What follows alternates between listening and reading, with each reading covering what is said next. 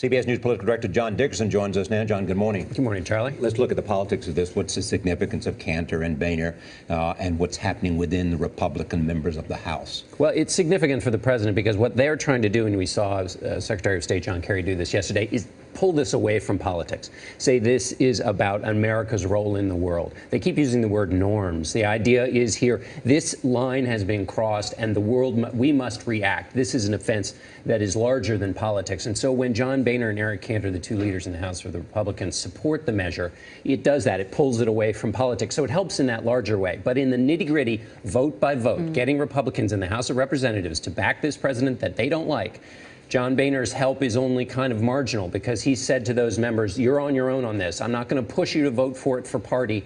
You've got to do this because, as he said, this is a United States and America. Are we going to see the rise of the sort of libertarian movement within the Republican Party here? Because people like Rand Paul and Cruz and others. We've seen it already. There used to be something called a foreign policy consensus, an idea that both parties kind of agreed on a way forward when these national security moments came up. There is no such consensus, in part because those libertarians on the Republican side are joining with kind of doves on the Democratic side to create a consensus that is against action. And so it's the rise of those libertarians, and particularly the kind of charismatic ones like Rand Paul, who give voice to this argument. And oh, by the way, that argument has a lot of purchase out in the country where people are worried about a backlash, worried if we start sending missiles, all chaos will be unleashed.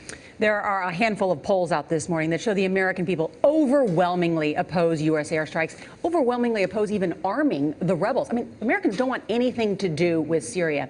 Do you think the president will end up giving an Oval Office address? I mean, we see his aide saying that he's going to do the full court press to sell this. I think he has to. And a lot of these members are saying, you've got to do it or you don't have my vote. So he needs to do it, not just to convince the public. And he may not get very far in convincing the public. If you look inside that Pew poll, ask the people who don't want to do this, 74% say they're worried about a backlash. You can tailor this operation in any way you want, and it still doesn't get to that fundamental question, will there be a backlash? Meaning a backlash in terms of a risk to U.S. national security. Yes, I mean that Iran will go crazy, that Russia will, that there will be a kind of a Pandora's box that will open once we send the first missile. And you can change this resolution any way you want. It doesn't get at that question.